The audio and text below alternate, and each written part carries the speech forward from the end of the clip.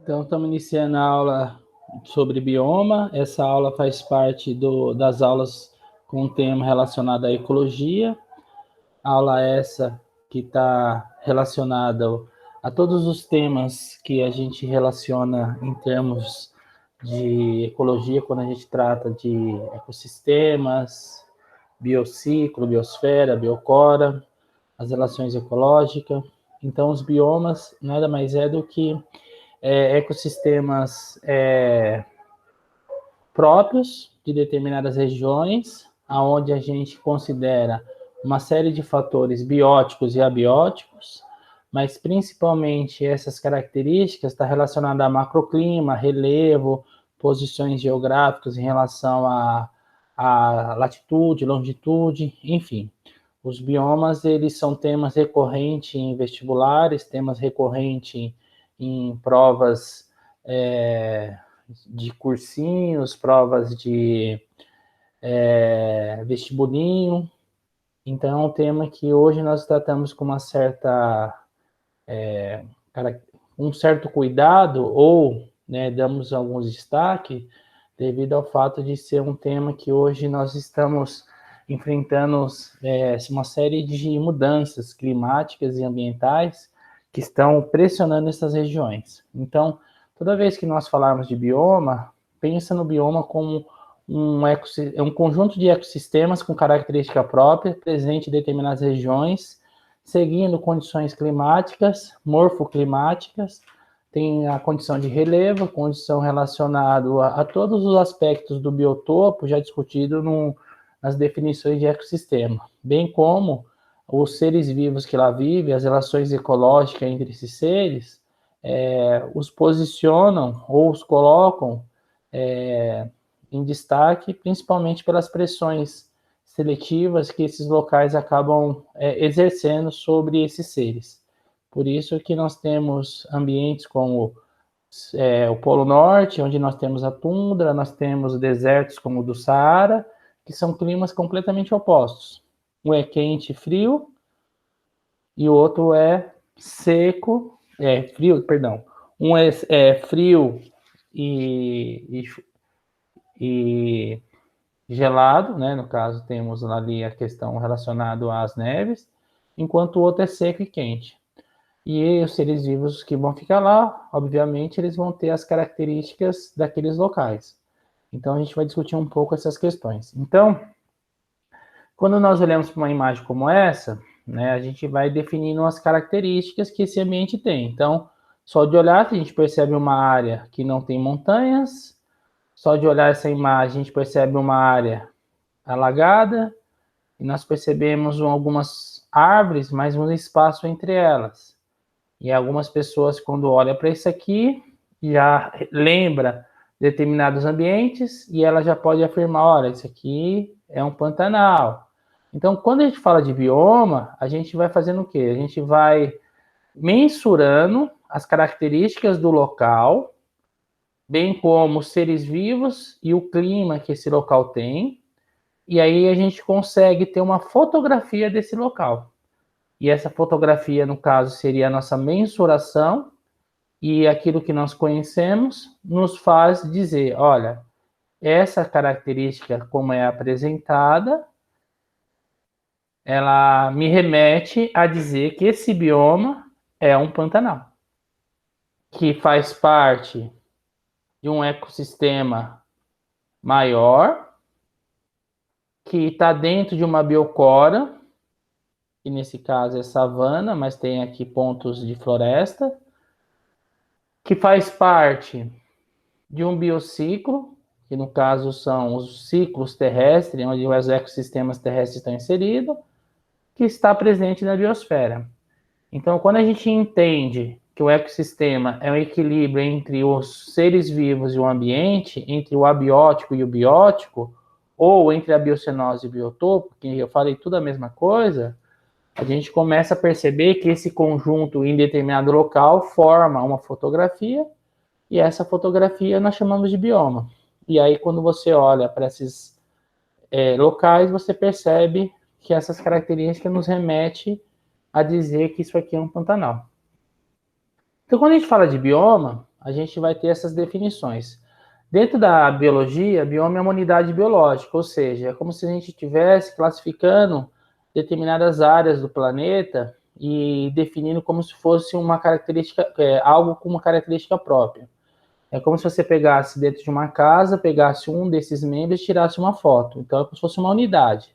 E essa unidade biológica, ela está dentro de um espaço. Então, se você pega a unidade biológica dentro do espaço da linha do Equador, a noroeste do Brasil, a gente consegue ver o bioma Amazônia.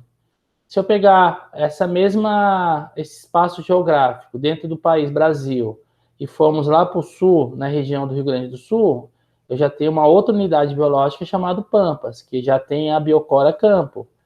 E aí tudo a gente vai vendo, os locais, os macroclimas, os relevos, as questões geográficas, e vamos percebendo que eles vão ter características específicas. Como assim? É bem simples. Você olha para um deserto, você percebe o quê? Que os animais que vão estar lá, eles são adaptados a uma condição de clima mais seco. Os animais que estão lá vão estar adaptados a uma condição de um clima bem quente, mas considera-se também que à noite é um clima muito frio.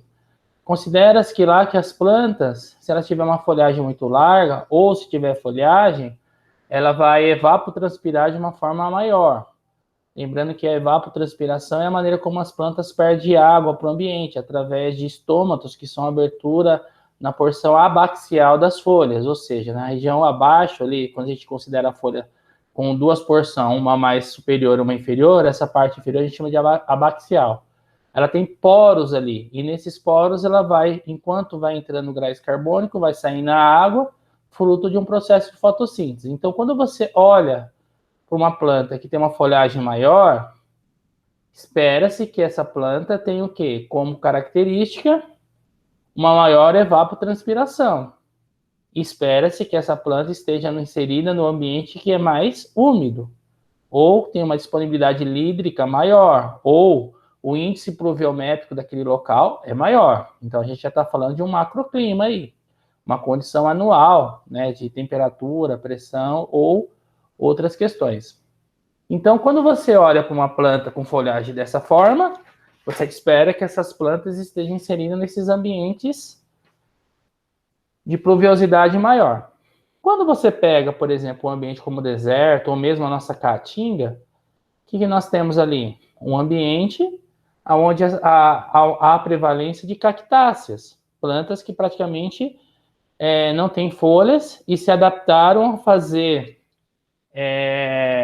a fotossíntese usando o seu caule, onde o próprio caule da planta ele tem como característica aquela questão de estar verde, né? Praticamente ela se concentrou no próprio caule o processo de produção de fotossíntese.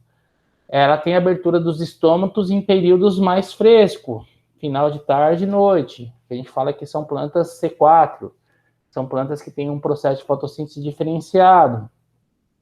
São plantas que toleram maior estresse hídrico, ou seja, a disponibilidade de água para essas plantas pode ser menor.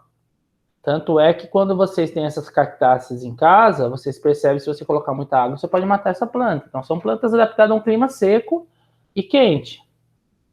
Então, você começa a perceber que as regiões onde essas plantas e esses seres vivos estão, eles são adaptados a uma condição macroclimática, que vão dar a ele características específicas, ou seja, uma identidade de ambiente, que esse espaço geográfico é o local onde eles estão inseridos, também vai sofrer influências macroclimática de uma forma mais intensa e de maneira que esses locais vão ter, né, uma pressão sobre esses seres.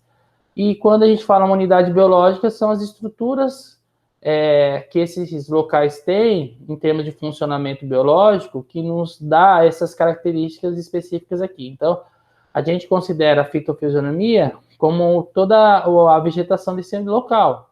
Então, você percebe que numa mata atlântica, você tem uma vegetação com folhas maiores, a densidade, né, de seres vivos que tem lá são maiores, você tem plantas que são epífitas, que vivem sobre os troncos dessas árvores maiores, você tem um dossel diferenciado, você tem ali plantas, né, como orquídeas, bromélias, adaptada a uma condição, né, de viver em relação a essas outras plantas, de uma dependência, né, no caso de um epifitismo, ou mesmo quando a gente fala de plantas como essas, né, de viver sobre a outra, nós temos cipó-chumbo, plantas parasitas, ou plantas que vão usar a outra planta apenas como suporte, né, são as lianas de uma maneira geral, que nada mais é do que os cipós e trepadeiras, enfim. A gente consegue ter toda essa informação só de falar bioma Mata Atlântica. E quando você fala dos habitats, aí você vai pensar, os habitats da Mata Atlântica, você vai perceber que pode ser a própria copa da árvore, pode ser em rochas, abaixo, né, de determinadas superfícies, ou mesmo em cavernas. Então, você tem ali uma série de ambientes onde esses animais podem viver. Agora, se eu pensar num ambiente como o Cerrado, onde você tem uma planície, um planalto, mas é uma superfície plana, o que você tem ali? Você tem ali uma região onde você não tem montanhas. Então, você vai ver animais vivendo muitas vezes abaixo do solo, em tocas que eles mesmos constroem, haja vista tatu, haja vista tamanduá, ou toupeiras, ou outros animais, que estão fazendo isso por quê? Porque você tem uma disponibilidade ali de espaços para abrigo diferente do que numa Mata Atlântica. As rochas muitas vezes servem como abrigo, quando você tem ambientes que ainda tem esses chapadões, né, que a gente tem, ou mesmo esses animais vão viver próximo a raízes de determinadas árvores, que já são espaçadas, diferente de uma Mata Atlântica, que são uma encostada à outra, uma densidade maior. Então você começa a perceber, só de falar por desse bioma cerrado ou savana, uma diferença morfofisiológica devido às características de relevo que esse ambiente possui. Se o ambiente é quente, se o ambiente é frio, qual é o período de chuva, qual é o período de seca, então, enfim. Bioma, ele considera tudo isso. Então, dito isso, o que a gente pode dizer? Biomas são conjunto de ecossistemas que fazem parte de uma unidade biológica maior, que está dentro do espaço geográfico, que tem característica específica, onde essas características estão relacionadas ao macroclima. Lembrando que macroclima é o fator abiótico, então você vai considerar pluviosidade, temperatura, você vai considerar tipo de solo, você vai considerar a pH, você vai considerar tudo. A fitofisionomia, o tipo de vegetação, né? No solo eu já comentei, a altitude, porque os biomas de montanha é diferente de biomas de planície ou a nível do mar. E esses ecossistemas vão fornecer habitats, né, para as comunidades biológicas e vão criar um aspecto homogêneo. Então, o que nós vamos ter que considerar? O planeta como um todo. Se você olhar para essa imagem, o que você percebe? Que nós temos essas linhas divisórias do planeta. Aqui estaria a linha do Equador. E essa parte 23,5 e 23,5 norte, 23,5 sul, nós temos os trópicos. Países que estão situados nessas regiões são países que têm uma incidência de raios solares maior. Automaticamente você tem ali uma maior evaporação de água. Maior evaporação de água, você tem uma convecção dessa água em relação ao ar. Você tem uma formação de nuvem. Formação de nuvem, você vai ter um deslocamento dessas nuvens para as porções aqui entre as 23,5 de um lado e do outro. Então, você vai ter uma descida ou uma subida, né? Vou usar essa palavra, dessas nuvens. Então, você vai ter áreas de formação de chuva e um deslocamento dessas nuvens. Então, você vai ter regiões do planeta onde você vai ter uma maior quantidade de chuva acontecendo, que é diferente dessas regiões mais temperadas ou mesmo polares.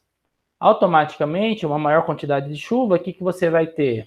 Uma maior absorção pelas raízes das plantas. As plantas conseguem usar a água, o gás carbônico presente no ar, e a incidência de luz solar, que é maior, ela consegue ser mais produtiva. Automaticamente, você vai ter uma maior produção, ou seja, você vai ter aqui uma quantidade maior de seres vivos. Haja vista que vocês estão vendo aqui uma área do planeta mais verde escuro, ou seja, regiões onde há floresta tropical. com maior quantidade de água, maior temperatura e uma maior produção, existe uma maior decomposição, porque os micro-organismos, principalmente fungos e bactérias, eles vão estar agindo sobre esses materiais que vão estar sendo colocados de volta ao ambiente. Automaticamente você tem solos mais férteis. E as comunidades biológicas que dependem da produção, elas acabam tendo uma maior chance de sobrevivência ou uma maior quantidade de substrato para a sua sobrevivência. Então, você tem nesse ambiente aqui uma maior densidade, que é diferente dos polares, onde você tem ali uma condição abiótica que pressiona os bióticos a terem uma adaptação a essas condições. Então, você vai ver animal mais peludo, animal com mais gordura, animais que são albinos. Então, tudo isso são condições de adaptação a esses locais. Então, a gente precisa olhar o planeta como um todo e perceber que tudo isso que eu estou falando para vocês é o que vai determinar as características de determinadas regiões. Então, a biosfera é tudo isso aqui, que são o conjunto de ecossistema do planeta inteiro. A biosfera é dividida em 3 biociclos, os terrestres, que são o epinociclo, o marinho, que é o talassociclo, os lagos e os rios, que são os liminociclos. E cada um deles vai ter uma característica própria, mesmo dentro das regiões equatoriais. Por exemplo, a Amazônia é uma floresta tropical de planície. A Mata Atlântica é uma floresta tropical de regiões montanhosas. Tem o Cerrado aqui. Então, você tem aqui toda uma cordilheira de montanhas. Então, você vai ter um clima frio mesmo nessas regiões tropicais. Por quê? Porque o topo da montanha, as incidências de raios solares sobre o solo faz com que haja uma menor quantidade de calor sendo expelido nessas moléculas que estão vibrando. Então, mesmo sendo em regiões equatoriais, você vai ver uma camada de gelo que a gente chama de gelos eternos sobre as montanhas. Algo que a gente vê também aqui nessa região do Himalaia. Então, nós temos aqui no próprio planeta climas maiores, microclimas, relevos, que vão determinar as características que determinado ambiente vai ter. Então, é isso que a gente vai considerar. Então, quando a gente fala de biomas mundiais, a gente considera 7 biomas. Nós temos biomas aqui mais ao norte, que a gente chama de tundra, biomas que estão mais ao centro aqui, que a gente chama de taiga, floresta boreal ou conífera é a mesma coisa, tá? São os mesmos nomes. Então, tundra, taiga, e próximo aqui aos trópicos, não entrando nele, mas próximo, vocês têm regiões com estações bem marcadas, regiões essas que nós podemos considerar regiões que sofrem uma variação sazonal, né, das temperaturas, e as estações são bem definidas. Primavera, verão, outono, inverno é perceptível nesses locais. Quando é frio, quando é quente, quando há essa transição, existe uma queda, um ganho de temperatura considerável, que são as estações de transição, que é a primavera e verão, e você considera que um ambiente que a gente fala de floresta temperada. Floresta tropical, regiões desérticas, desérticos quentes como o Saara, desertos frios como o Atacama. Temos regiões dos Pampas, que são regiões que a gente fala de campo, de ambientes temperados. Temos o Chaparral, que está na região aqui mais ao norte da África e ao sul da Europa, que também são campos de regiões temperadas. Enfim, a gente considera que no mundo nós temos 7 biomas. E normalmente a gente estuda os biomas a partir dos polos, que vai descendo para as regiões mais tropicais. Lembrando que existem algumas regiões, por exemplo, desérticas, que são nas regiões tropicais, uma região aqui que a gente pode considerar até quente, mas em áreas temperadas, que considera toda essa dinâmica aqui em relação ao globo, tá? Então, o que a gente vai ter? Ambientes como esse, desertos bem quentes, né? Você vê aqui até os vapores saindo. Nós temos frios, ambientes frios, como esse, onde a gente percebe aqui lugares que ainda tem uma vegetação. Isso aqui é uma tundra, onde tem uma área montanhosa e uma superfície de gramíneas, né, de plantas rasteiras, arbustiva. Temos regiões que no nosso próprio país a gente conhece na escola como biomas brasileiros, que são 6. Então, nós temos 7 biomas mundiais e 6 brasileiros. Os brasileiros recebem nome específico. Aqui é a floresta amazônica, aqui é o Pantanal, aqui é o Cerrado, aqui é a Caatinga, Mata Atlântica e Pampa. Olha o que está marcado aqui. Então, apesar de nós estarmos falando de biomas mundiais, depois a gente vai falar especificamente dos biomas brasileiros, que estão dentro dessas características dos biomas mundiais. A diferença é que a gente vai dando nome próprio. Por exemplo, florestas tropicais, né, que é um bioma mundial. A Amazônia é uma floresta tropical. A Mata Atlântica é uma floresta tropical. Só que a gente dá o nome de floresta amazônica e Mata Atlântica porque aqui é uma região de planície, que é uma região costeira, tem bastante serra. Algumas espécies daqui é diferente daqui, são endêmica daqui ou endêmica daqui. Nós temos, por exemplo, bastante cachoeiras aqui. Aqui a gente não vê tanto, a gente vê uma área mais contínua, tem os maiores rios aqui. Então você tem assim algumas características microclimáticas ou de relevo um pouco diferente, mas tanto a Amazônia como a Mata Atlântica são florestas tropicais se a gente considerar apenas os biomas mundiais. E aí você pega a Caatinga, o Cerrado ele é mais rico em biodiversidade do que a Caatinga. A Caatinga é como se estivesse mais próximo de um deserto, não é um deserto, é um tipo de savana. O Cerrado também é um tipo de savana. Só que o Cerrado, a Caatinga e até mesmo o Pantanal são tudo tipo de savana. Só que o Cerrado ele tem uma característica diferente do Pantanal. O Pantanal é uma área onde você tem períodos em que todo o ambiente ele forma um charco. Um charco, a gente começa a perceber que esses charcos, ou seja, esses pântanos, eles acabam fazendo com que haja um tipo de microclima aqui diferente daqui. Porque as bacias vão jogando água para cá. Aqui é a mesma coisa. Essa região também. Tudo isso aqui seria o quê? Seria um tipo de savana, que é um tipo de bioma mundial que a gente vê lá na África. Então a gente percebe que os biomas brasileiros estão dentro desses 7 biomas mundiais, que são tundra, taiga, floresta temperada, floresta tropical, savana. Nós temos os chaparraus, que nada mais é do que um campo. Nós temos também os desertos, tá? Então, esses 7 biomas mundial é o que a gente consegue ver alguns aqui, tá? E aí a gente vê desertos, por exemplo, esse, que é o deserto lá do Saara, que é o mais conhecido, mas nós temos campos também como esse, que a gente pode dizer que os pampas, nossa, é um tipo de campo, é um tipo de chaparral,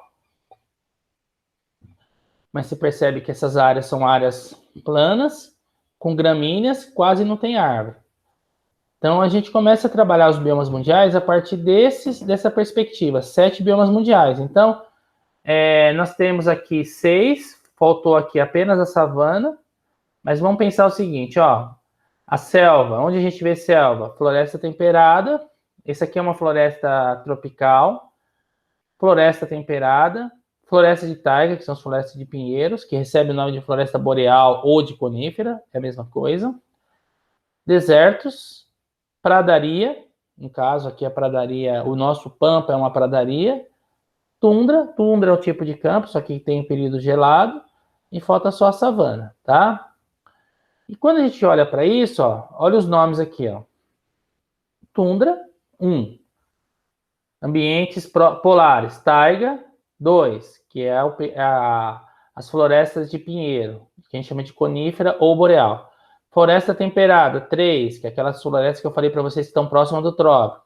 Floresta tropical, que são as florestas dos trópicos, já são 4. Savana, que é aquelas regiões africanas, onde vocês devem ter visto no filme O Rei Leão.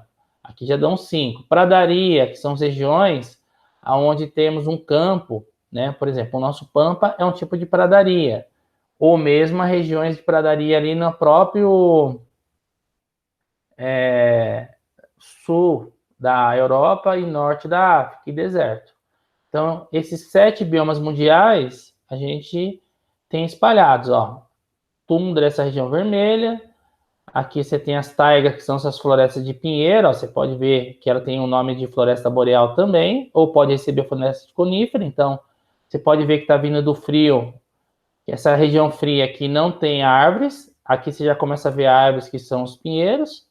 E aqui você já percebe uma região de florestas temperadas, que é mais aqui, ó, abaixo das taigas, que seria essas colorações aqui, ó, mais temperadas. Ela está recebendo 2 colorações porque ela tem uma subdivisão, como se você falasse floresta tropical, aí você tem divide entre Mata Atlântica e Floresta Amazônica, mas são a mesma coisa, tá? Florestas temperadas. esse chaparral que eu falei para vocês, que é um tipo de campo, ou pradaria, que você pega aqui, ó, norte. Pradaria, chaparral são sinônimos, tá? Ó, você pega aqui o norte da África e o sul da Europa. Então, você vai tendo essas regiões espalhadas pelo mundo todo, que são regiões que têm ecossistemas com características próprias, que vai levar em consideração clima, relevo, pluviosidade, temperatura, pressão, pH, que são fatores abióticos ou biotópicos, que também vai selecionar os seres vivos que lá vão viver, que são os bióticos ou a biocenose.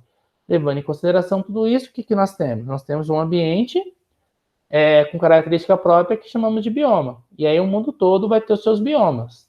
Então o Brasil, por exemplo, na perspectiva mundial, ele tem essas áreas de floresta tropical, áreas de savana, você tem uma área aqui, ó, a gente pode chamar de chaparral ou, né, regiões temperadas, dependendo de onde a gente vai olhando, e aí vai. E a gente vai falar de cada um deles. Aqui a gente tem uma imagem que é um pouco mais detalhada, tá? Mas vocês vão ver em livros falando de biomas dessa maneira. Então, essas regiões aqui e aqui são os trópicos. Vocês percebem que a densidade tropicais de vida, ela vai ficando mais verdinha.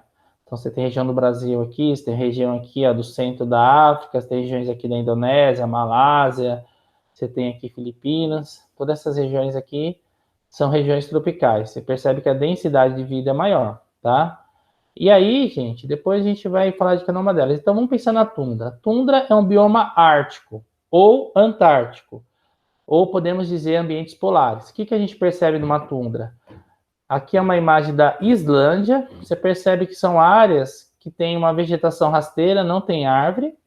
Você tem algumas plantas que são plantas anuais, que é importante saber o que são essas plantas anuais, por quê? São plantas que têm seu ciclo durante um ano. Ela nasce, cresce, produz semente e morre durante um ano. Por que é importante essas plantas serem anuais? Porque ela não fica muito tempo para ficar germinando num solo. Ela nasce, cresce, depois do semente e morre. Por quê? Porque o período de inverno, a temperatura desses ambientes fica boa parte, esse solo fica gelado. Aqui onde vocês estão vendo é uma imagem de um período de verão. Você pode ver que tem pouco gelo aqui, ainda tem gelo, é muito frio ainda aqui, mas tem verão. Por quê? Porque as plantas estão conseguindo germinar. Quando o gelo começa a derreter no período da primavera, essas áreas todas ficam parecendo um pântano, fica um charco. E o que acontece com as sementes durante o ano? Essas sementes vão cair no solo e vão congelar. Então, essas plantas vão crescer durante o ano, vão nascer, vão crescer, vão produzir semente cai no solo e congela. Aí a planta morre. E no ano seguinte, a mesma coisa. Então, esses ambientes, eles têm solos congelados, que vocês vão ver depois, chamado permafrost, que é o nome do solo congelado. E as sementes ficam congeladas e vão germinando toda vez que derrete o gelo, porque tem água e tem adubo. Então, como que funciona uma tundra? A tundra, ela é um ambiente, é um bioma, né? Porque é um ecossistema com característica própria, ou conjunto de ecossistema. Eu posso ter ela na região norte, que é a Ártica, e posso ter ela também na região sul, que é a Antártica. As alpinas, elas estão relacionadas aos topos das montanhas, que são regiões onde tem aqueles gelos permanentes. O que você tem bastante? Arbustos, ciperáceas, gramíneas, musgos, líquens, que são as plantas rasteiras.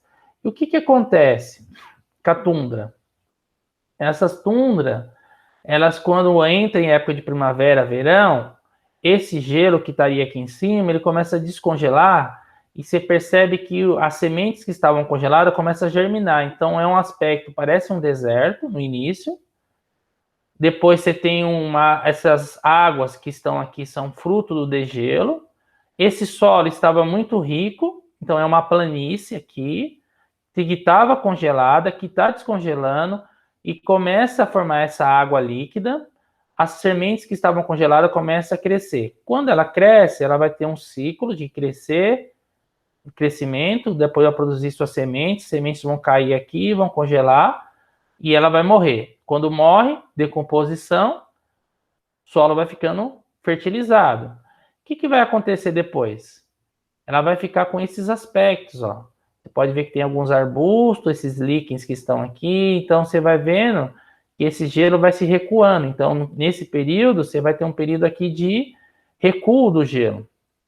Você não vê tantas neves aqui sobre a superfície. Então, esses ambientes assim, ele é ótimo para animais herbívoros que vão pastar aqui.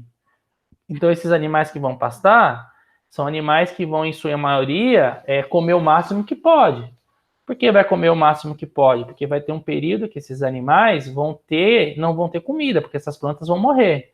Então, o que a gente percebe nesses ambientes de tundra? Animais bem grandes, com uma camada de gordura muito grande dentro do seu corpo, proporcionalmente a outros ambientes. Por que eles têm bastante gordura? Porque eles estão num período onde eles estão acumulando o máximo de energia para poder passar o período de inverno que não vão ter o que comer. E uma outra característica também, nesses ambientes, você vai ter muitos animais que hibernam, porque esses animais eles vão impedir, como eles sabem que não tem comida, muitas vezes vão encontrar abrigos em tocas como essa, ou em cavernas nessas regiões aqui de montanhas, e vão ficar lá muitas vezes 4, 5, 6 meses adormecido, diminuindo seu metabolismo para poder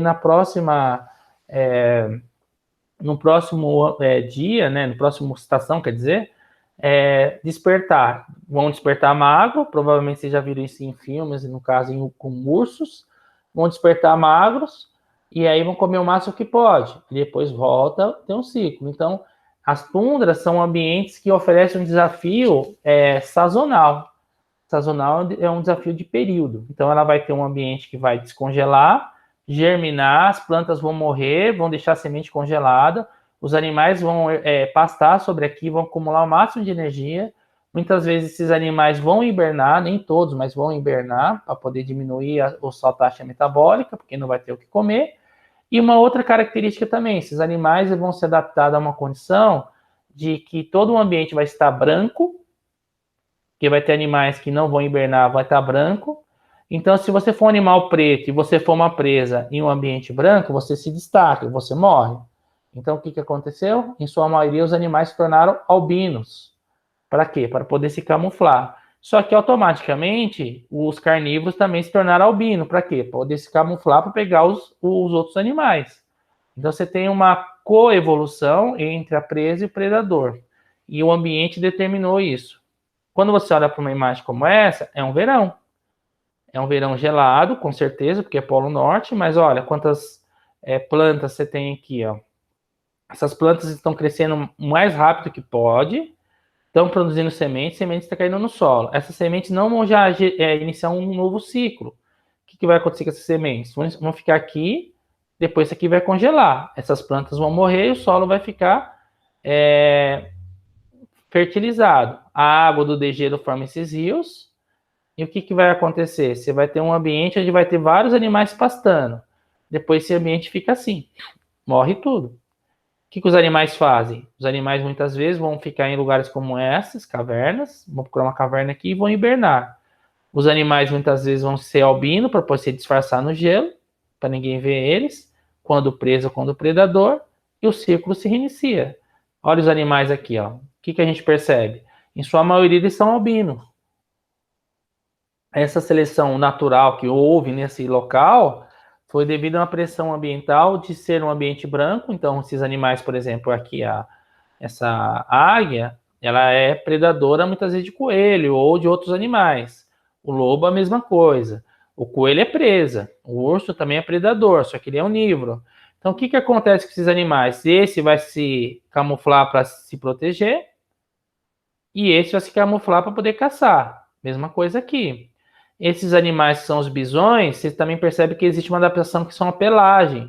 Não é porque essas pelagens são importantes, porque ela protege do frio, mas uma coisa mais importante não é nem a pelagem, é a camada de gordura. A quantidade de gordura que esses animais têm no corpo funciona como um isolante térmico, porque a gordura ela protege da perda de temperatura.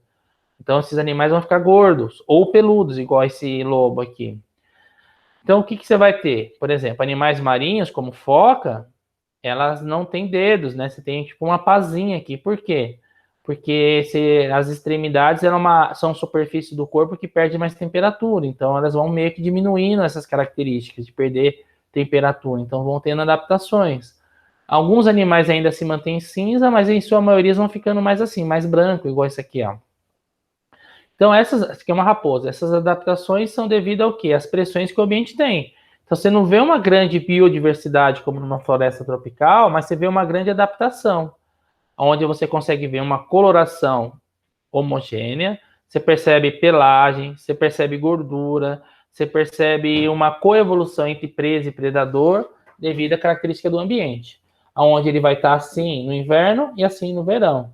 Animais vão comer o máximo que pode aqui para poder se esconder ou hibernar aqui, ou vão se adaptar a um ambiente que vai congelado e comer o máximo que pode também das presas aqui, tá? Olha os coelhos que estão aqui com a coloração da cor da neve para se proteger, que em sua maioria são presas. O lobo, que está aqui nessa coloração. Aqui já é uma taiga, no caso é um ecótono, é um ambiente de transição, que você já percebe aqui uma árvore. Na tundra normalmente nem árvore tem. E aqui você tem uma rena, né? Então você já percebe essas colorações sendo fatores. Esses animais têm bastante pelo, como o bisão que vocês estão vendo aqui, ó. Muita gordura. Aí vocês podem perguntar, mas por que ele não é branco? Porque ninguém se arrisca muito a atacar um animal desse, tá? A não ser que esteja no desespero que os animais atacam, mas normalmente é um risco muito grande. Esses animais aqui, eles se protegem bem. São herbívoros, mas são maiores do que boi, tá? Então, são animais que têm muita pelagem, muita gordura devido a essas condições. Então, esses animais durante o inverno vão comer o máximo, o verão, vão comer o máximo que pode, e depois eles vão ficar um período grande sem comer. Então, e aí eu queria falar um pouco do solo. Ó. Esse solo desses ambientes de tundra é chamado permafrost. Olha a quantidade de matéria orgânica que ele tem. Chega a ter 300 metros de profundidade de matéria orgânica. Então, durante o período de verão, essa matéria orgânica vai servir de adubo para as plantas que vão nascer sobre ele. Lembra no início, quando eu comentei que quando vai descongelando a camada de gelo, forma uma espécie de pântano, a água líquida começa a entrar em contato com a semente, desperta a semente germina sobre essa matéria orgânica e você tem aqui um ecossistema se renovando. Os animais começam a despertar, você pode perceber que o gelo já não está aqui, ó, nessa região mais. Começa a formar rios, porque o degelo forma rios. Então, você tem um despertar dos animais, tem um crescimento das plantas e uma nova... a cadeia alimentar começa a ficar mais acelerada em termos de trabalho. Esses permafrosts são a característica bastante importante desses ambientes de tundra, por quê? Porque esses permafrost é o que mantém o bioma tundra funcional. Então, olha aqui, ó, chega a ter 300 metros de profundidade. Ao derreter-se no verão, reduz para 0,5 a 2 metros. Olha que interessante. Chega a ficar, eles são grandes, essas camadas de gelo, então você chega a ter 300 metros de gelo sobre uma região, depois descongela, de 0,5 a 2 metros fica a parte ali de matéria orgânica presente para que esses ambientes sobrevivam. Olha o que acontece com o aquecimento global. Você tem um período maior de verão, automaticamente um maior degelo acontecendo em regiões que normalmente não descongelava. A água, quando ela escorre para uma superfície sem grandes raízes, ela não tem obstáculo. Se ela não tem obstáculo no caminho, ela vai vindo com uma força, a gravidade puxa ela com tudo. Então, esses ambientes próximos a essas áreas aqui, que são áreas de leitos de rio, as margens de rio, ela começa a ser erodida. Então, você tem um volume de água grande, sem as barreiras das raízes, que chegam nessas regiões e começam a levar toda essa matéria orgânica que durante milhões de anos foram acumulando para dentro de uma região mais baixa, que são regiões de rios, que já causam um problema no próprio rio, que vai assorear, vai diminuir o seu leito, então essas regiões às margens vão começar a alagar. Você percebe que toda essa área aqui, ela começa a não ter condições de germinar novamente num próximo verão. O que você vai acontecendo? Toda essa região aqui, que é uma região de tundra, começa a sumir. Então, os animais que dependem dessa pastagem, os animais que dependem dos animais que dependem dessa pastagem, vão começar a ser levados para regiões mais ao fundo ou né, descendo a questão das latitudes e vão sendo extintos. Então, a tundra é um ambiente que mais sofre pelo aquecimento global, porque os períodos de verão se tornam maior, existe uma maior erosão, as matérias orgânicas começam a ser lixiviadas, ou seja, começam a ser erodidas, e você começa a perder tudo isso. Então, olha essa camada aqui, ó, que eu tinha mostrado na capa. Elas são ricas. Olha quanta matéria orgânica. Olha o permafrost, que são solos congelados. E isso vai acabar tendo buracos como esse. Olha a altura desse cara aqui, ele está medindo. Essa região aqui, ó, se vocês comparar aqui em cima, tem essa, parece um campo, né? É um campo, na verdade, mas você olha para cá, isso parece gramas. E olha para baixo aqui, olha a quantidade de gramas que tem aqui. Poucas comparado aqui em cima. Então, você tem um ambiente completamente pressionado devido ao aquecimento global, que aumenta a temperatura do globo, fazendo com que essas regiões aqui, muitas vezes, possam perder quilômetros e quilômetros de área devido a processos humanos, que não aconteceria naturalmente, assim, de uma forma rápida. Olhando para essa área, olha o impacto que o aquecimento global causa no permafrost. Lembrando que permafrost é o solo, que é rico em matéria orgânica. Olha como que aqui é preto esse solo. Esse permafrost ele está sendo erodido devido à água do degelo levar essa matéria orgânica para regiões mais baixas. Esse bioma está em perigo e os animais que vocês viram lá atrás estão em perigo também, devido a práticas humanas, principalmente relacionado às emissões de CO2, que está causando aquecimento global. Então, a gente tem uma preocupação ambiental em relação a isso, porque muitos países que são próximos às regiões árticas estão sofrendo com as perdas dos seus biomas naturais, tá? E não adianta pensar, eu moro no Brasil, não vou ter esse problema. Vai porque vocês vão ver que os impactos ambientais que muitas vezes o aquecimento global gera em países tropicais é seca em uma região e alagamento em outras, que são estações que vão ser mais afetadas ou regiões mais afetadas devido à corrente de convecção. Mas isso é um outro fator. Ou seja, o aquecimento global é mais evidenciado pelas perdas do permafrost, que é um solo congelado do bioma tundra, mas isso não quer dizer que o aquecimento global só afeta regiões polares, tá bom? E aí a gente sai daquela região mais ao norte e começa a descer. E o que vocês começam a perceber? Já tem árvores. Só que vocês vão perceber que essas árvores não são variadas. É um tipo de árvore só. Esse ambiente a gente chama de taiga, que pode receber o nome de floresta boreal ou floresta de conífera. Conífera é os gêneros dos pinheiros. Aí, por que temos uma grande quantidade de pinheiros e não árvores variadas, como numa floresta tropical, igual a mata amazônica, floresta amazônica? Porque o tipo de folha que esses pinheiros têm são adaptações ao frio, a período de inverno, a período de neve, onde a neve que cai sobre essas árvores escorre e permite que o formato das folhas dessas árvores continue em produção o ano todo. O que eu estou querendo dizer com isso? As folhas de pinheiro parecem umas agulhas. A gente fala até que tem formatos aciculados, que seria em formas de agulha. Essas formas de agulha faz a neve escorrer. Então, essa planta consegue ficar produzindo, mesmo em condições de baixa temperatura ou de neve. E uma outra coisa, suas sementes, as pinhas, que inclusive a gente usa para fazer enfeites de Natal, são adaptadas a uma condição de ser sementes grandes até, que caiam no solo, mesmo sob o gelo, e são resistentes. Então, ela consegue germinar. E são plantas que têm um crescimento relativamente rápido. Como assim? Em menos de 10 anos, essas plantas conseguem ter essa altura. Se você pegar um cedro, se você pegar um jatobá, plantas tropicais, demora muitas vezes mais de 100 anos para ficar no tamanho como esse. Então, essas plantas têm uma adaptação onde elas crescem rápido, são adaptadas às neves, quando a neve cai, escorre, e suas sementes são resistentes. Automaticamente, você tem as florestas de coníferas ou taiga adaptadas a uma condição de gelo. Ela é um ambiente o inverno é menos rigoroso que da tundra, que vocês viram anteriormente, mas são ambientes que têm essas características também. Então, você vai ter taiga onde?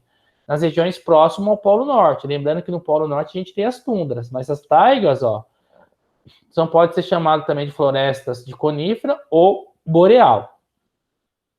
Elevadas altitudes, ou seja, estão próximas à região norte, tá?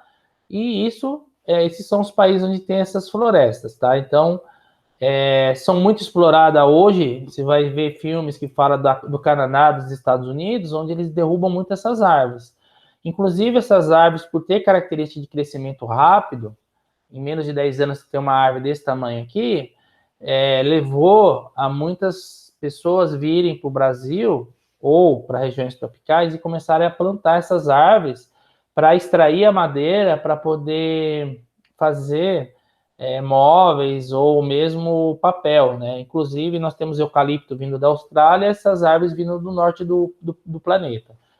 O grande problema de trazer pinheiros para regiões tropicais ou eucalipto para a região tropical é que são plantas que têm uma alta competitividade, ou seja, dentro das suas relações ecológicas, elas crescem muito rápido, igual eu falei. Os recursos do ambiente, no caso, os nutrientes do solo, elas são capazes de extrair muito rápido.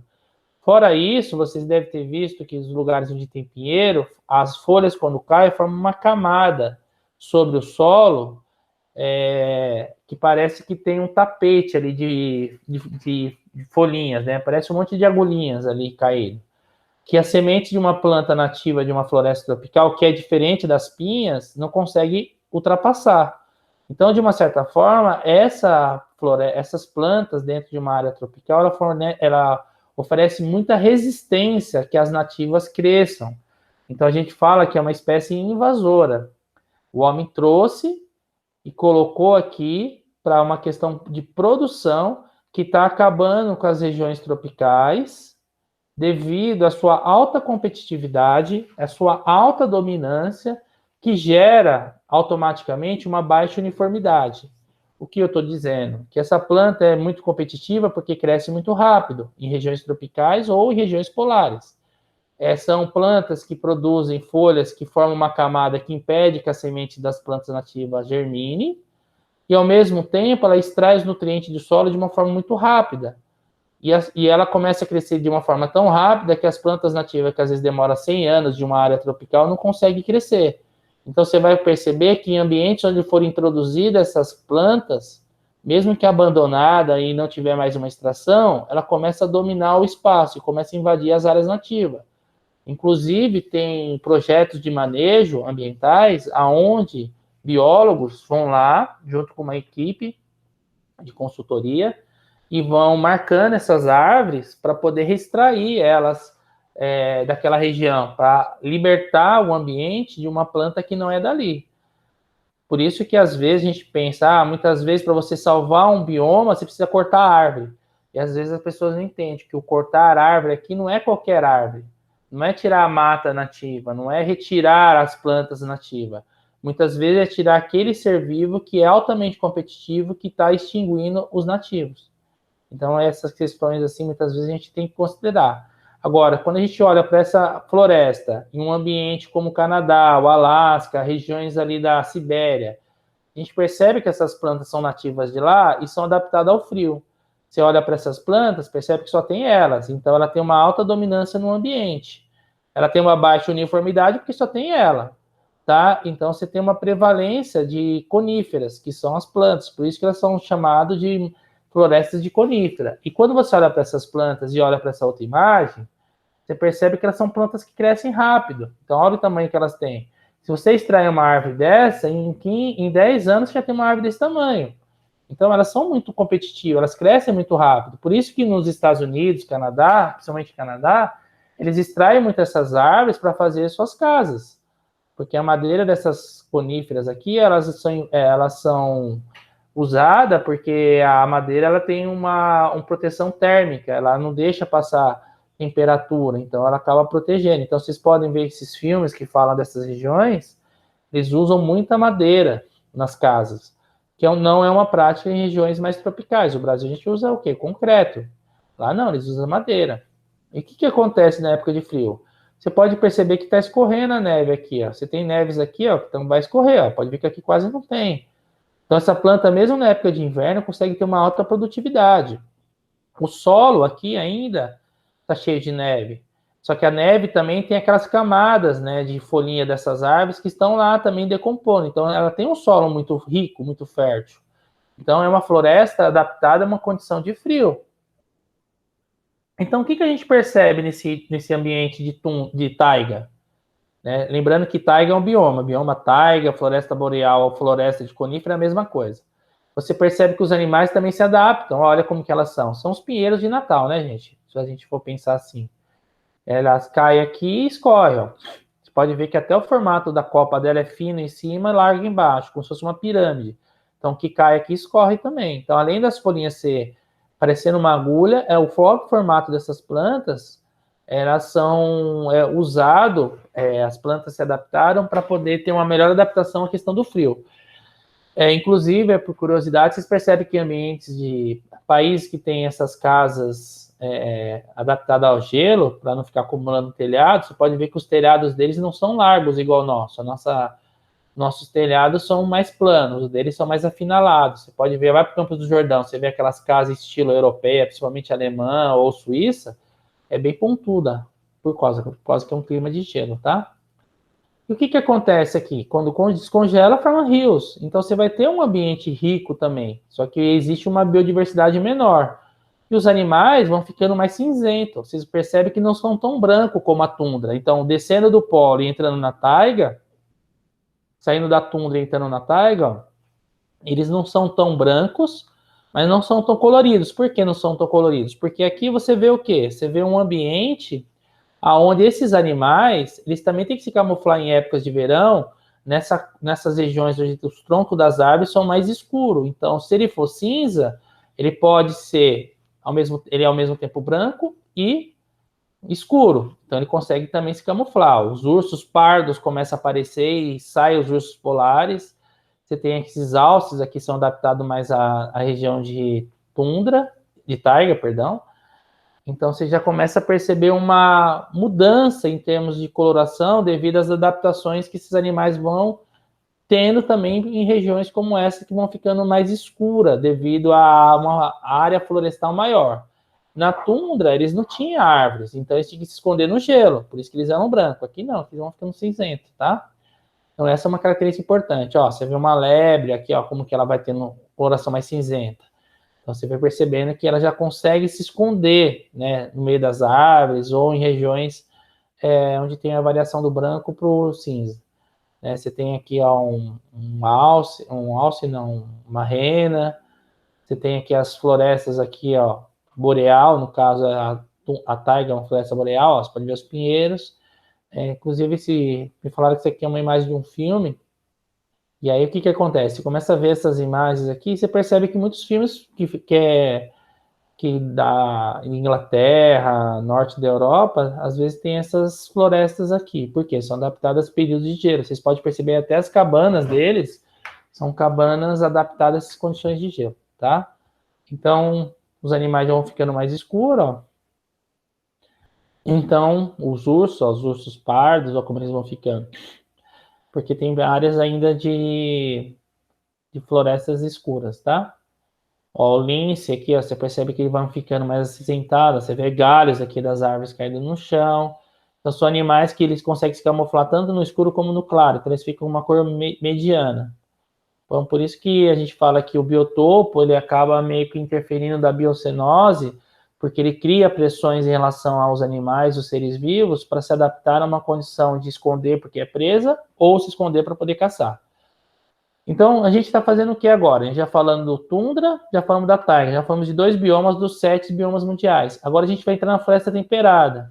Quando vocês olham para essa imagem, vocês percebem um colorido. E aí é interessante porque os alunos falam, né? Poxa, professor, que bonito, eu acho muito lindo. Só que a floresta temperada é aquela floresta que está próxima aos trópicos, não chegou no trópico ainda, não está na área mais quente do planeta. Mas você já percebe uma coloração. Por quê? Porque você percebe que essas florestas aqui, ela tem esse colorido devido a uma questão bem lógica. Quando você tem um período de inverno muito intenso, você tem um período seco junto com ele. O que vai acontecer? Período seco, a planta ela não pode ter muita folhagem. Lembra no início que eu falei que a folhagem, a planta perde água porque ela tem uma parte embaixo dela chamada estômago? Se você tiver muitas folhas, o que vai acontecer? Você perde muita água. Quando chega na época de inverno, outono, não chove tanto. Então, se você tiver folhas, muitas folhas, você acaba perdendo essa folha, você acaba perdendo muita água. Então, você pode perceber que já tem plantas aqui sem folhas. Só que o que acontece? A planta ela faz fotossíntese e a fotossíntese depende da clorofila, que é um pigmento verde que está dentro do cloroplasto, que é uma organela que as células vegetais possuem. O que vai acontecer? Essas plantas elas têm a clorofila como uma espécie de painel solar para a planta usar ela para fazer a fotossíntese. Lembrando que a fotossíntese exige que a luz solar bate sobre a clorofila, você vai ter a água vindo pela raiz e você vai ter o gás carbônico vindo do ar. Então, essas três coisas permitem que a planta produza a sua glicose. Só que ela joga fora a água e gás oxigênio. Essas plantas, quando ela começa a entrar em períodos de outono e inverno, ela vai tendo essas folhas que vão morrendo. Essas folhas que vão morrendo, elas vão perdendo a coloração verde devido à perda dessa clorofila e vai ficando amarelado. Então você percebe que tem folhas verdes aqui embaixo que está ficando amarelada. Depois dessas folhas, elas vão perdendo a coloração e vão ficando mais avermelhada. Ela vai do amarelo para o laranja, do laranja para o vermelho e depois elas caem. Então, devido às estações ir mudando durante um ano, ela sai do verde da época de verão, né, primavera, verão, ela começa a perder folha ou ficando mais amarelada, alaranjada, avermelhada entre outono e inverno. No inverno você percebe essas plantas sem folhas, para que os estresses hídricos, a falta de água, não mate a planta. Aí o que vai acontecer na primavera? Nasce novamente folha, a folha fica verde. Aí entra no outono, fica amarelada, fica alaranjada, avermelhada, e no inverno cai. Então você percebe uma coloração muito grande nessas florestas temperadas devido às estações serem bem definidas, marcadas. Então você tem uma variação sazonal desse período muito grande. Então quando é quente, quando é frio, é frio. E as estações primavera, verão são bem definidas. Então você tem uma coloração grande. E se vocês repararem nas florestas temperadas, as folhagens não são tão grandes, são folhas pequenas. E aí a pessoa fala, mas por que folhas pequenas? Porque é a mesma coisa. Essas folhas sendo pequenas, ela perde menos água em períodos que existe uma seca. Então, se você tivesse uma folhagem grande, como umas plantas de Mata Atlântica, por exemplo, um coqueiro, uma bananeira, que são florestas, são plantas de climas tropicais, essas folhas enormes, existiria uma perda enorme de água. Então, se essas plantas tivessem folhas enormes aqui, elas perderiam muita água, que ela já tem uma dificuldade para manter essa água durante um período. Ela já vai perder folha durante esse período. E se as folhas fossem grandes, ela não seria funcional. Seria uma floresta não adaptada a uma condição de variações de estação muito grande. Então, as florestas temperadas são florestas muito marcadas pelos climas que sofrem variações anuais. Então, ela tem as condições de coloração mudando devido às questões que eu comentei anteriormente. As folhas que vão morrendo vão ficando amarelada, alaranjada, avermelhada. Folhas pequenas para não perder tanta água, ou lugares que vocês vão ver plantas que vão perdendo completamente a folha e vai ficando seca. O que nós temos aqui? As informações, Nova Zelândia. Então, todas essas regiões onde estão próximos aos trópicos vai pegar isso, tá? Então, olha, você vê uma imagem como essa, muito bonita, ó. Uma floresta onde você olha para ela e vê o colorido. Você vai ver muito ali na França, Espanha, parte da Itália, áreas assim, ó. Então, você vai perceber que essas plantas elas vão estar com colorido, né? Que a imagem não ficou muito boa, mas um colorido. Olhando para essa imagem aqui, ó, isso aqui são os bordos, né? São plantas, inclusive esses bordos, você tem essas imagens aqui na bandeira do Canadá, né? Que é essa folhinha aqui, ó. Então você percebe um colorido muito bonito. Então, você já não vê só pinheiro igual nas taigas. Nas florestas temperadas, você tem uma variação maior de planta. Ó, essa planta é diferente dessa. Você consegue já ver uma multiplicidade de plantas, então você já vai diminuindo a dominância de uma planta só e e aumentando a diversidade, a uniformidade. Então, você vai ter aqui uma baixa dominância comparado à taiga, uma variação de plantas, e automaticamente, o que você vê junto aqui? Uma coloração. Mas a planta tem como característica não muita folha, perdão, as folhas não muito largas, e as estações vão mudando conforme o ano, tá? A variação, olha que bonito, vários lugares, né, tem essas estradas, esses ambientes bem coloridos. Você percebe aqui no meio, essa imagem não é muito boa, mas tem plantas aqui que já estão secas, plantas mais amareladas, significa que já estão perdendo a folhagem. As folhagens depois da amarelada vai ficando alaranjada, depois da alaranjada, vermelhada, depois da vermelhada cai. Então você já vai percebendo plantas secas, plantas amarelas, plantas laranjas, plantas vermelhas, plantas verdes, tá? Olha para essa imagem. Essa imagem é bem interessante porque ela mostra um pouco dessas cores. Tudo que eu falei para vocês está aqui, ó. Folhas pequenas, uma diversidade de plantas. Você tem assim solos que caem bastante esses materiais. E aí você vê que essas florestas temperadas é marcado pelas estações que mudam. E se vocês olhar para essa imagem, você percebe que os animais vão ficando coloridos. Já não é mais nem cinza ou branco igual a tundra. A tundra é branco, taiga cinza. Chega aqui, ó, você já viu um colorido, ó, vê as raposas avermelhadas, esse aqui é um panda, tá? Um panda vermelho, tem os linces, você tem os ursos que já vão ficando com um pouco mais avermelhado também, os próprios esquilos. Então a coruja aqui, ó, algumas penas meio vermelhas. Vocês vão percebendo que os animais vão se adaptando também às condições que a fitofisionomia, lembrando que a fitofisionomia é a vegetação, a fitofisionomia muda, você percebe que a fauna também vai mudando, devido a condições de adaptação por meio de seleção natural. Então, os animais vão ficando com mudanças de cor também, ó. Ó, você tem aqui os esquilos, você tem os pandas gigantes, coruja, lagarto, ó. Aqui esses pandas aqui, ó. Ó, o próprio urso está se confundindo com a rocha, né? Peraí, aqui, ó. Acho que essa imagem está ampliada. Olha para aqui, ó, que bonito, ó. Olha o panda vermelho, olha as cores, a marmota. Então, olha a coruja, parece o próprio tronco da árvore aqui. Então, você já tem uma mudança. Ó. Aqui você tem um esquilo, ó, que parece também com o tronco da árvore. Você tem esse alce. Então, você começa a perceber que a fitofisionomia vai influenciando a fauna. E essa fauna que está aqui, ela está condicionada às questões relacionadas à flora. Então, você saiu de um ambiente que todo mundo era branco, na tundra, foi para um ambiente que todo mundo era cinza. Agora você percebe que é um ambiente de floresta temperada onde as plantas são coloridas, os animais vão ficando coloridos também devido a essas mudanças.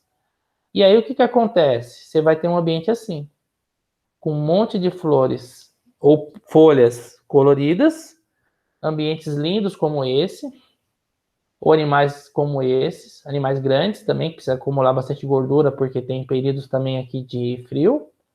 São ambientes que vai estar muito quente no verão, muito frio no inverno, primavera chove, começa a ficar mais quente, outono começa a ficar mais frio, que são as estações de transição. E você percebe uma mudança de acordo com isso. Se vocês olharem para essa imagem aqui, ó, vocês vão ver que tem uma taiga aqui embaixo e aqui já entram numa floresta temperada. Lembra que aqui é frio, que é pinheiro e vai ficando mais quente aqui, tá? Então, os biomas mundiais a gente trabalha com isso, ó. Os linces, ó, vocês vão vendo que já vão ficando branco, mais avermelhadinho, cinza aqui.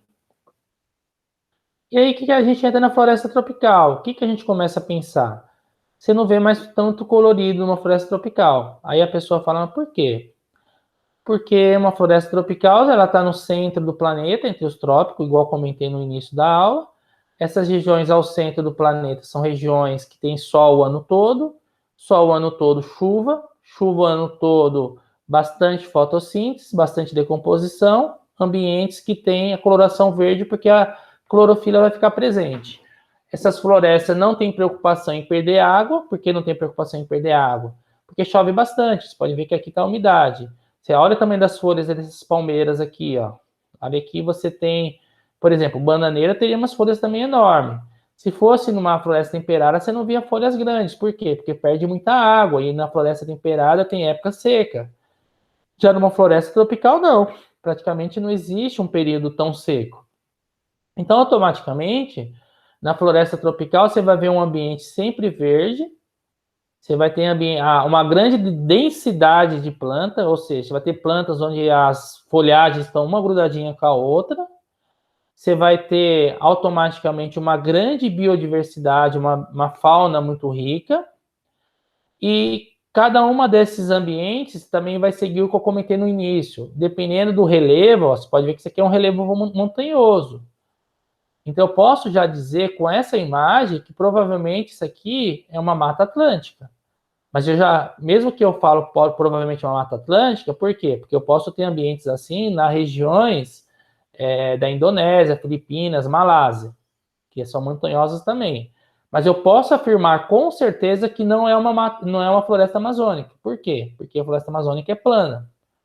Mas se a gente pensar no Brasil, eu diria que isso aqui é uma Mata Atlântica. É um ambiente onde o relevo é montanhoso, tem essas plantas que são as palmeiras, você tem uma grande diversidade de plantas, não tem uma dominância apenas de uma, igual na taiga, que era só pinheiro, e você vai ter uma epiflora, né, as epífitas, plantas vivendo sobre essas regiões. Vocês vão ver que tem muitas bromélias, muitas orquídeas, tem plantas arbustivas, elas estão com uma folhagem muito grande, porque ela precisa pegar um pouco de sol que ainda passa por meio dessas árvores. Então, você tem uma quantidade de seres vivos aqui adaptada a uma condição mais rica. Então, as florestas tropicais são chamadas pluvial porque chove bastante. Então, se eu falar florestas tropical pluvial, é a mesma coisa de eu falar floresta ombrófila densa. A palavra ombrófila significa amigo da chuva. Densa é pela quantidade de planta. Então, se eu falar floresta tropical fluvial ou floresta ombrófila densa, eu estou falando a mesma coisa. Estou dizendo que é uma área onde tem bastante árvores, na região tropical, que chove muito. Ou, se eu falar que é ombrófila, é uma área que chove bastante. Densa, porque tem muitas árvores numa região que chove bastante. Então, floresta tropical fluvial ou floresta ombrófila densa é a mesma coisa. São florestas de regiões tropicais que chovem bastante. Então, a gente vai ter o exemplo da Mata Atlântica e Floresta Amazônica. São regiões que chovem bastante, regiões que têm uma densidade muito grande, são áreas que têm muito rio. E ela tem uma maior biodiversidade do planeta, porque são regiões que fazem fotossíntese o ano todo, chove o ano todo, decompõe o ano todo. Então, os seres vivos gostam disso. Então, e é quente. Olha, regiões como essa, eu posso dizer que são florestas tropicais ombrófila densa, por quê?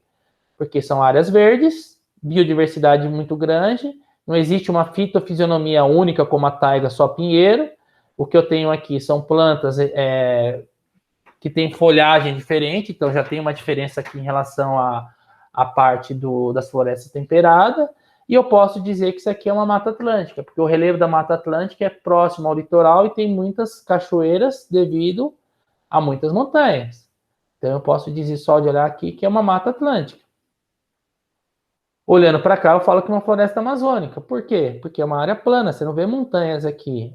Continua sendo uma floresta tropical ou ombrófila densa, ou floresta tropical pluvial, porque chove bastante. Olha quantas nuvens aqui. Eu posso falar que é uma floresta ombrófila densa também? Posso, porque é uma floresta que tem bastante chuva e as árvores estão uma encostadinha com a outra. E eu afirmo que isso aqui é floresta amazônica, por quê? Porque eu não tenho montanhas. É uma região de planície, eu tenho rios, tá?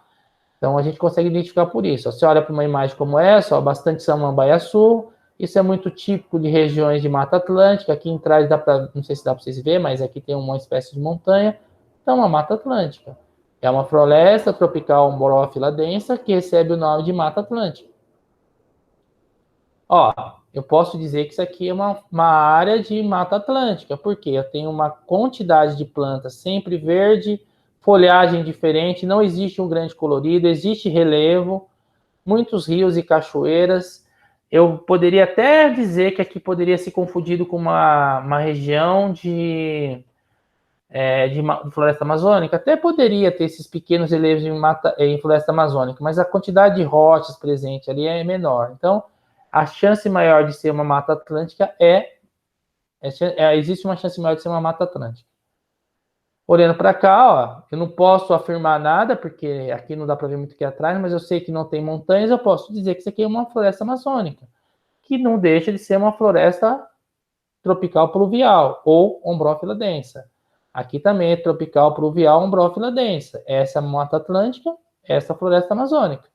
As árvores são enormes, né? Você tem uma biodiversidade muito grande, uma baixa uniformidade. O que é uma baixa uniformidade? Não existe só um tipo de planta aqui, igual a taiga, que só tinha um tipo de planta. Então, ela tem uma... não tem uma baixa dominância, você não tem a dominância de uma. Então, eu tinha falado assim, né? Existe uma baixa dominância e uma alta uniformidade, ou seja, tem várias plantas aqui juntinhas sem dominar. Olha para cá. Aqui não dá para me afirmar nada, mas olhando para essas plantas, eu posso dizer, olha, tem característica de Mata Atlântica, mas isso pode ser uma floresta amazônica também. E aí a gente vai entrar, tem mais, a gente vai entrar na savana. A savana, gente, ela também faz parte de regiões tropicais. O que caracteriza a savana é uma área de planície, você não vê montanhas. As plantas, elas são adaptadas a climas que são chuvosos e quentes, ou secos e quentes. Então, você vai perceber que em savana existe uma área arbustiva muito grande, o relevo dela é plano, são quentes e chuvosos, ou quente e seco. Praticamente ela tem duas estações, quente, chuvoso e quente e seco. Savana, ela pode ser considerada um bioma quando a gente trata das regiões africanas, ou pode ser considerado uma biocora, quando a gente falar, por exemplo, o nosso cerrado é um tipo de savana.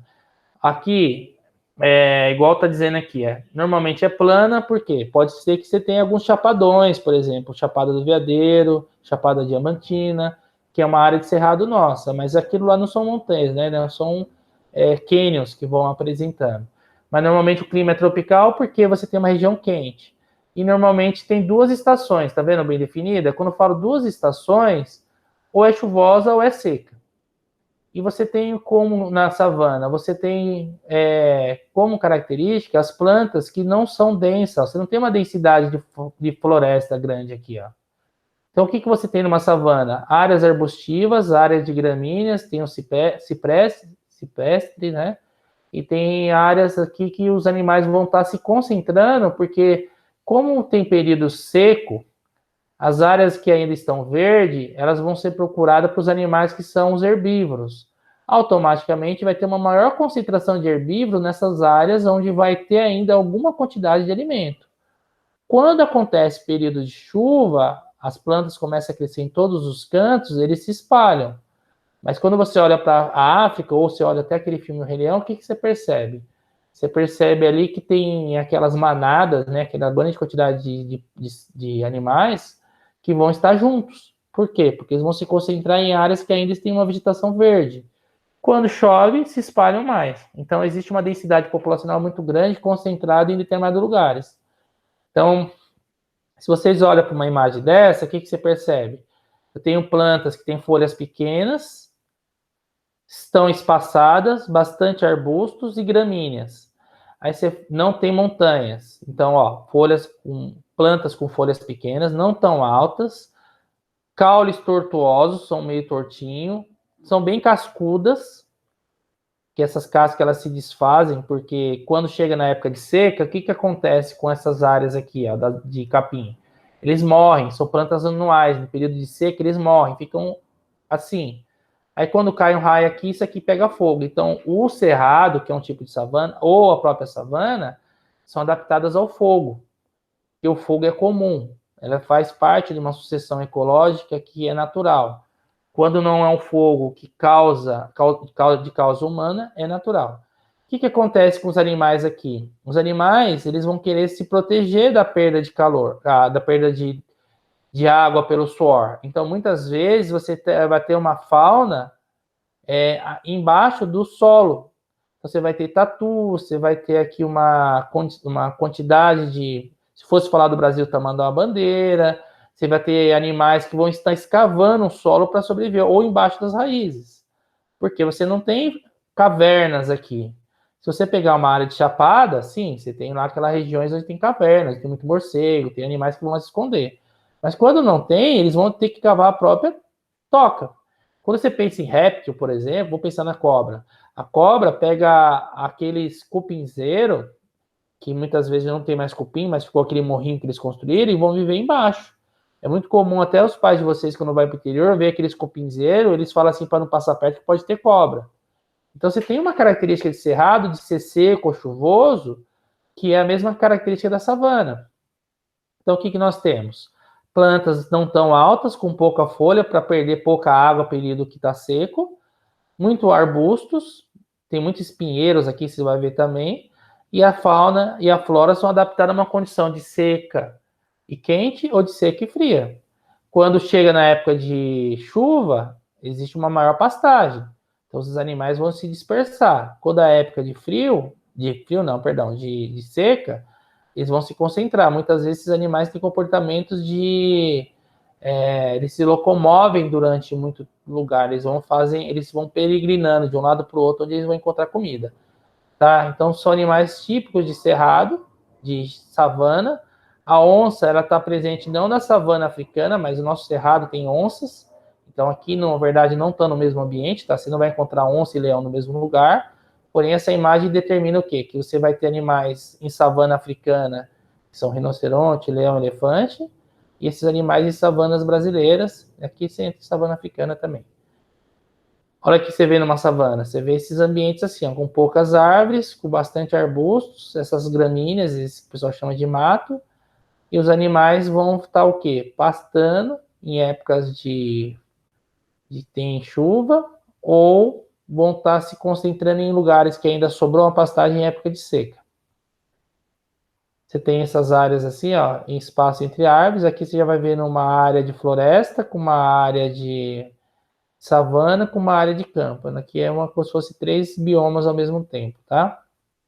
Você vê essas imagens aqui igual do Rei Leão lá. Animais com árvore aqui, arbustos, seco chuvoso ou seco quente, tá? E quando a gente fala pradaria, pensa no pampa sulino. Como que são as pradarias? São relevos, normalmente não tem muita montanha.